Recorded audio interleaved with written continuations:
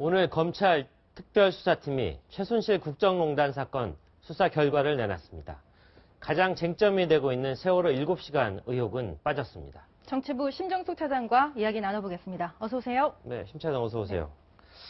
네. 68일 정도 걸린 것 같습니다. 네. 검찰이 드디어 수사 결과를 내놨는데 네. 뭐 여러 가지 혐의가 포함됐지만 네. 정작 7시간은 빠졌는데요. 어떤 연유가 있었습니까? 네, 일단 오늘 검찰이 발표한 네. 내용부터 먼저 간단히 좀 정리를 해드리겠습니다. 네. 여러 가지 그간 밝혀졌던 그 사실에 대한 정리와 지금 앞으로 더 해야 될 부분 이런 것들이 나왔는데요. 네. 네. 먼저 첫 번째, 태블릿 PC는 최순실 것이 맞다. 네. 이런 사실을 검찰이 확인했다 발표를 했습니다. 그리고 아울러서 최순실 씨가 청와대를 무단 출입했다 이런 사실도 확인했다고 결론을 내렸습니다. 예. 네. 검찰이 지금까지 확인된 것만 최소 10차례 정도인데 검찰이 사실은 이 무단 출입 부분에 대해서는 강도 높게 수사를 안 했습니다. 어차피 그렇습니까? 네. 그 위법 사실을 따지는 그 부분에 있어서는 이 부분은 포함되지가 않았고요. 그리고 결정적으로 경호실에 대한 압수수색이라든지 이런 강제 수사 같은 것을 이번 검찰팀이 못했습니다. 예. 그런데 어쨌든 그럼에도 불구하고 10차례 무단 출입했다는 사실이 확인이 됐고요. 네. 검찰은 과학수사 기법을 동원해서 이번 사실을 확인했다고 하면서 자, 과학수사가 뭐냐면 두 사람의 휴대폰 위치 추적만으로도 이만큼을 확인했다고 합니다. 네. 청와대 행정관, 저희가 지금 여러 차례 보도했던 대로 이영선 행정관으로 추정이 되는데 그렇죠. 이 이영선 행정관이 최 씨를 들여보내줬다 이런 진술도 확보를 했다고 하고요. 네. 그동안 본인들을 부인했지만 어쨌든 국기문란, 무단 출입을 하는 민간인이 있었다 이 사실이 검찰이 증거로 확인을 해준 셈입니다. 예. 자, 두 번째 검찰이 내놓은 수사 결과를 보겠습니다. 정호성, 최순실이 22개월 동안 895회 통화를 했다고 합니다. 자, 22개월이면 며칠인지 2년인데 네. 22개월, 1년이 365일이니까 거의 한 700일 700일. 정도 된다고 네. 보는데 700일에 895회 통화면은 매일 한 통화 이상은 어쨌든 정호성, 최순실이 했다고 봐야 될 것 네. 심 같습니다. 차장은 하루에 한 번 이상 통화한 사람 있습니까? 네, 저는 거의 그 장 정도가 있을 것 같습니다. 알겠습니다. 자, 그런데 어쨌든 이렇게 매일 전화할 정도로 국정을 정말 꼼꼼하게 챙겼다는 거고요. 취임 초부터 2014년 12월까지 확인된 것만 895회인데요. 네. 최순실 공동정부라는 비아냥이 나올 만하다고 볼 수 있겠습니다. 그렇군요. 두 사람 무슨 대화를 했을지 검찰이 구체적으로 밝히진 않았는데요. 분명히 대통령과 관련한 또는 청와대 업무와 관련된 내용일 거란 얘기가 나오고 있습니다. 네. 자, 그 다음에 박 대통령이 공범이다라면서 CJ 이미경 부회장의 퇴진을 압박하는 데 있어서 박 대통령이 구체적인 역할을 했다. 네. 자, 2013년 7월에 당시 조원동 전 경제수석이 VIP의 뜻이다. 이미경 부회장이 사퇴하지 않으면 큰일 난다. 당시 CJ의 손경식 회장을 만나서 민간그룹의 부회장을 네. 나가야 된다. 네. 대통령의 뜻이다. 이렇게 얘기를 했다는 겁니다. 네. 자, 이 부분 박 대통령이 왜 그랬는지 추가 조사가 반드시 필요한 부분이라고 하겠습니다. 예. 자, 마지막에 안종범 전 수석의 업무 수첩 17건을 확보했다. 이 부분은 검찰이 아무래도 그 강제 모금이라든지 작년과 올해까지 있었던 WK라든지 뭐 네. 이런 최순실의 회사에서 강제 모금을 한 그런 아주 직접적인 증거로 안종범 업무수석을 거론을 한 것 같은데요. 네. 이 업무수첩에 보면은 당시에 그 최순실 딸인 정유라와 같은 아빠의 회사가 네. 정말 현대차 같은 대기업하고 납품 계약을 맺고 그렇죠. 또 최순실 소유 회사죠. 또 플레이그라운드라는 데서 네, 예. 역시나 현대차의 광고 71억 원어치를 따는데 네. 청와대가 개입했다는 사실을 증거로 확인했다는 겁니다. 네. 자, 여기서 이렇게 가장 큰 줄기한 네 가지를 저희가 정리를 해봤는데 네.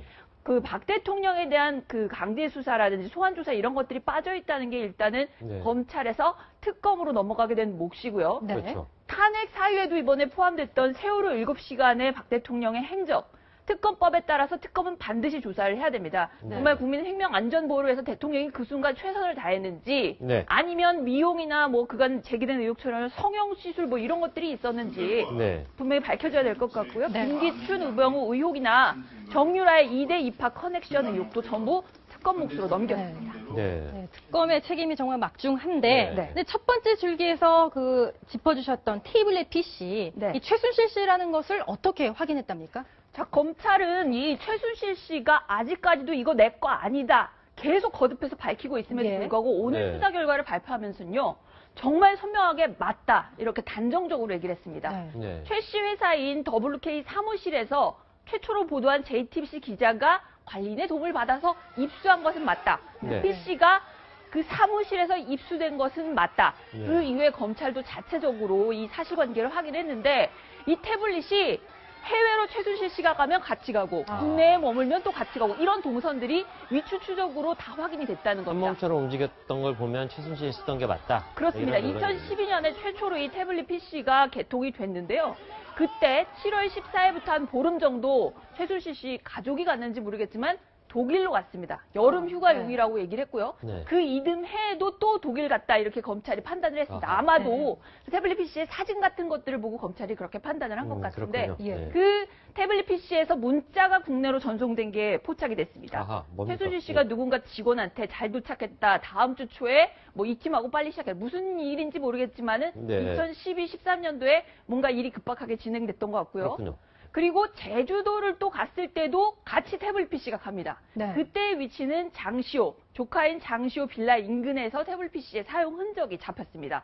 뭐 중국집에서 누구하고 밥 먹은 거, 뭐 이런 시시콜콜한 사진들까지 전부 태블릿 PC의 증거로 남아 있다고 하고요.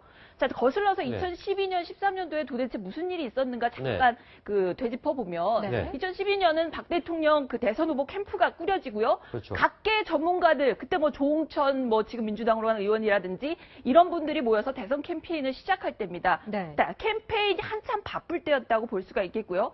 또 한 가지는 정유라가 2012년 청담고에 체육특기생으로 입학하던 그 해였습니다. 아하. 대선 준비하랴. 딸 그 입학 챙기랴. 정말 최순실 씨 입장에서는 바빴겠군요. 굉장히 바빴던 그런 해였던 걸로 보입니다. 네. 네. 아까 얘기했지만 밝혀진 것만 해도 저 정도인데 아직 손도 못 댄 수사가 엄청나다고 하니 네. 특검이 할 일이 굉장히 많을 것 같습니다. 그렇습니다. 자, 저는 아까 다시 한번 그 통화 시간, 통화 횟수, 문자 횟수를 한번 짚어보고 싶은데요. 네. 자, 하루에 한 번 이상 통화를 하거나 그렇습니다. 문자를 날리고 했던 그런 얘기들 한번 자세하게 다시 한번 짚어주십시오. 자, 2014년 12월 그러니까 취임 초부터 거의 2년 동안 최순실 정호성 라인이 가동이 됐던 겁니다. 네. 문자가 두 사람 사이에 1,200건 가까이 왔다 갔다고 하고요. 네. 그리고 두 사람의 대화 내용이 정호성 그 전 비서관의 폼에 녹음이 된 게 있는데 내용은 청와대 자료를 일단 이메일로 보내줍니다. 아까 저희 기자에도 나갔듯이 그 검열이라든지 뭐 이런 데 걸리지 않는 지메일이라는 걸 활용을 해서 아하. 이메일 아이디와 패스워드, 비밀번호까지 공유를 해서 어쨌든 자료를 주고요. 네. 최순실의 의견을 청취했다고 합니다. 다시 말해서 최순실이 정말 그 2년 기간 동안 정말 꼼꼼하게 국정을 챙겼다는 정말 기가 막힌 현실을 확인할 수밖에 꼼꼼하게 없고요. 국정을 챙겼다. 자, 이 부분에 대해서 청와대 고위 관계자가 저한테 그 직접 얘기를 해준 적이 있는데 네. 두 사람이 계속 연락을 주고받았다는 사실 자체를 박근혜 대통령은 몰랐다. 두 사람 사이의 일이다 이렇게 얘기를 하더라라고 선을 그었습니다. 네. 박 대통령 스스로도 이게 최순실 개인의 잘못이라고 과거에 그 담화라든지 이런 데서 얘기를 하지 않았습니까? 네. 자, 검찰은 최순실 무단 출입 기록도 확인했다면서 네. 이게 관저 출입인지 아니면 누구와 만난지 이런 얘기를 안 했습니다. 10번 이상 출입을 했다면 대통령을 만난지 이런 부분들에 대해서는 앞으로 정말 경호실에서 이런 그 무단 출입 같은 것을 용인했다 그렇다면 반드시 강제 수사를 통해서 정확히 규명이 돼야 될 것이고요. 관련자들은 만약에 업무 허술한 부분이 있었으면 전원 사법 처리돼야 될 걸로 보입니다. 그렇죠. 네. 네. 두 사람이 연락 받은 것을 알았어도 문제고 몰랐어도 문제일 것 같은데 대통령 입장에서는. 근데 대통령이 마지막 인사를 하지 않았습니까? 네. 조대한 신임 민정수석 임명되자마자 설화에 올랐고 이 수석의 과거 이력도 지금 화제가 되고 있죠? 네, 그렇습니다. 제가 오늘 통화한 내용부터 먼저 좀 얘기를 해드릴게요. 아, 예. 직접 통화했군요. 네. 조대한 신임 수석하고 이제 오늘 임명 사흘째를 맞아서 한번 어떤 심경인지 통화를 했었는데요. 네. 20년 검사 생활을 했고, 그 다음에 10여 년간 변호사 생활을 했는데, 네. 나는 정말 정치와는 관계없이 살았다. 이렇게 얘기를 했습니다. 네. 무척 강한 소신파로 느껴졌고요. 전임이었던 최재경 전 수석은 굉장히 온건파였거든요. 자기 주장이 굉장히 강한 신임 수석이었습니다. 자, 조 수석의 지인하고도 제가 통화를 해봤는데 있는데요. 이분 별명이 과거에 일을 할 때 장비였다고 합니다. 아. 의리를 굉장히 아주 중시하는 사람이고요. 자기 주장도 분명하고 삼국지의 그 장비 얘기하는 맞습니다. 다혈질의 그 자기 장군 뜻을 얘기하는 별로 거죠. 안 굽히는 그런 성격이라고 합니다. 네. 그 박 대통령 인수위 때 법률가로 도와준 인연으로 이번에 발탁이 된 것 같다고 하고요. 자, 조수석 본인 말에 따르면 네. 왜 이 인사를 수용을 했는가? 자유민주주의의 수호에 최선을 다하기 위해서 이번 인사를 자기 네. 스스로 수용을 했다 이렇게 얘기를 했습니다. 네. 그리고 지금 이 국면에 대한 진단도 약간은 현실 인식이 어떤지 약간 의문이 드는 부분인데 대통령의 실수 때문이다. 그리고 대통령의 실수를 기화로 삼아서 현재 우리 사회의 자유민주 질서를 위협하는 세력이 있고 민정수석으로서 이것을 막기 위해서 이번 직을 수용을 했다 이런 얘기를 했습니다. 네. 지금 탄핵 사유로 들어가기까지 했는데 어쨌든 대통령의 실수다 이렇게 얘기를 하고 있는데요. 자, 그럼에도 불구하고 박 대통령 개인을 위한 변호 활동은 하지 않을 것이다. 그걸 네. 하러 내가 이 직에 들어온 건 아니다. 이렇게 선을 그었습니다. 네. 자, 박 대통령이 세월호 방패막이로 이 조수석을 임명했다. 이런 얘기를 야권이 지금 주장을 하고 있는데요. 네, 그렇게 주장하고 있죠. 이분의 과거 이력 때문입니다. 지금 저희가 표로 한번 준비를 해봤는데요. 세월호 특조위 2015년 3월부터 7월까지 한 4개월 넘게 활동을 했거든요. 네. 그동안 있으면서 이분이 부위원장이자 예산을 집행하는 사무총장을 했습니다. 근데 그렇게 하면서 4개월 동안 세월호 특조위 할 일이 없기 때문에 해체돼야 된다. 예산이나 인력 이렇게 많이 쓸 필요도 없다. 이런 얘기까지 했고요. 네. 세월호는이라고 지금 되어 있는데 세월호 특조위는입니다. 세월호 특조위는 기울어진 운동장이었으며 네. 전리품 잔치를 하는 곳이었다. 한마디로 그 특조위가 다수결로 표결해서 어떤 의사결정을 하는데 네. 특조위원들 중에 상당수가 이미 이분의 시각에서는 야권이나 좌파 쪽에 가까운 사람이었기 때문에 내가 아무리 얘기를 해봐야 소용이 없는 그런 사람이었다. 그런 취지의 얘기를 했고요. 이석태 위원장에 대해서 당시에 이제 그 정치적으로 너무 편향됐다 이러면서 나는 사퇴하겠다 하면서 7월에 그만뒀는데 예. 지금까지도 이석태 위원장에 대해서는 각을 세웠습니다. 이석태 위원장이 천안함 폭침에 대해서 네. 한미 정부의 그 뭔가 음모에 따른 것이다 이런 주장을 했었던 사람이다. 그리고 국가보안법 폐지 주장까지 했던 사람이다 이러면서 네. 정치적 편향성이 있는 인사라고 주장을 했고요. 네. 자, 이 4개월 남짓까지 하는 동안 굉장히 갈등을 많이 빚었는데 이번에도 임명된 지 지금 사흘밖에 안 됐는데 예. 벌써부터 야권에서는 빨리 자진 사퇴하는 게 마지막 충정을 다하는 길이다 이런 얘기까지 나오고 있습니다. 네, 박근혜 대통령이 1호 인사 때도 굉장히 시끌시끌했고 인사 내내 임기 내내 인사 때문에 골머리를 앓았는데 네. 마지막 인사까지 좀 구설수에 오르는 거 보니까 참 안타깝습니다. 네. 근데 본인 얘기는 나는 정치 관여 안 한 사람이다 네. 이렇게 얘기했는데 정치를 좋아하고 정치에 참여하고 싶다는 그런 증거가 나왔다죠? 그렇게 외부인들은 봤던 것 같습니다. 전임자인 고 김영한 그 민정수석 업무 일지에 이분 이름이 등장을 합니다. 2014년 11월 28일치인데요. 저희가 화면을 지금 준비를 해봤는데요.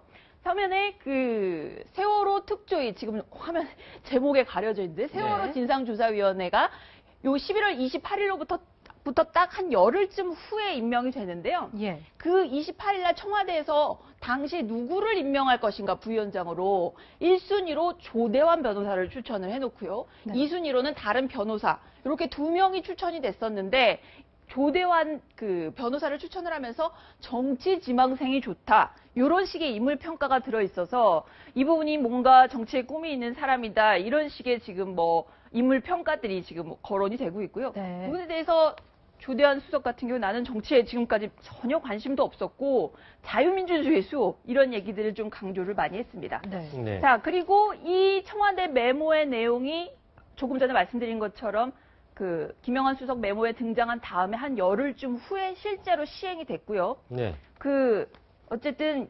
새누리당의 추천을 받는 형식으로 되긴 했지만 청와대 입김으로 그 발탁된 인사임이 틀림없는 그런 대목입니다. 네, 황교안 총리 겸 대통령 권한대행, 그리고 네. 박한철 헌재소장, 그리고 조대환 수석, 이렇게 3명이 사법연수원 13기라는 묘한 인연도 있는 것 같습니다. 네. 지금까지 정치부 신정숙 차장이었습니다. 수고했습니다.